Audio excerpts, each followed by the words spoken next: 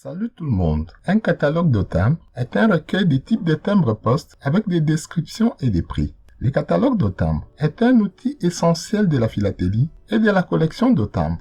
Les catalogues de timbres font partie de la littérature philatélique. Des catalogues similaires d'autres objets de collection, tels que le boîte d'allumettes et des cartes postales, ont été émis.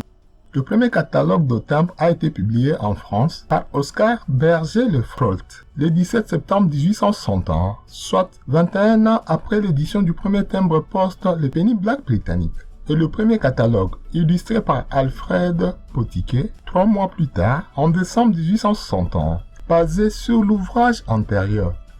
Le premier catalogue en Grande-Bretagne ont été publiés en 1862 par Frédéric Botti, Mont Brown et Dr. John Edward Gray.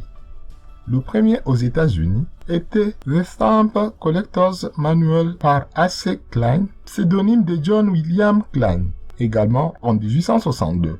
À l'origine, les catalogues n'étaient que des listes de prix des concessionnaires. Bien qu'aujourd'hui, cela soit moins courant, les catalogues de certains grands éditeurs continuent de servir de listes de prix officielles pour l'éditeur. Par exemple, Stanley Gibbon, au Royaume-Uni, indique spécifiquement dans les catalogues que les prix indiqués est le prix de vente estimé par Stanley Gibbon Limited.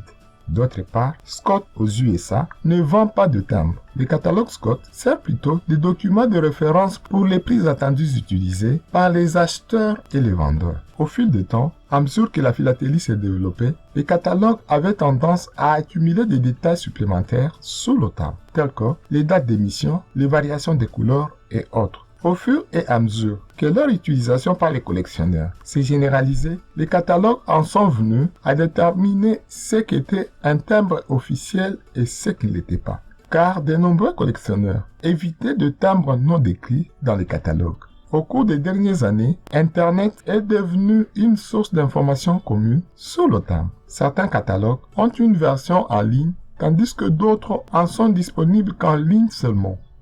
Ces 4 catalogues ont une renommée mondiale.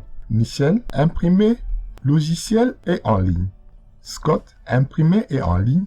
Stanley Gibbon, imprimé et en ligne. Hiver et Tellier, imprimé seulement. Ce sont des grandes entreprises car il y a des milliers de nouveaux timbres à décrire chaque année. Et les prix de tous les timbres peuvent monter ou descendre. Pour les éditeurs non marchands, les prix sont estimés à partir de données des marchands et des enchères.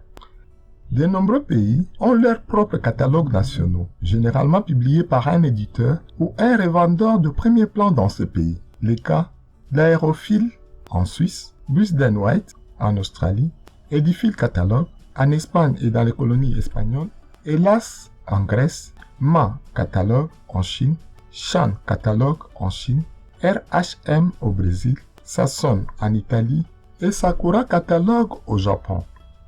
Et en ligne, les principaux catalogues sont Free Stamp Catalogue, Stamp Data, Stamp World, ainsi que Colnect. Merci. N'oubliez pas de partager. À demain pour une prochaine vidéo.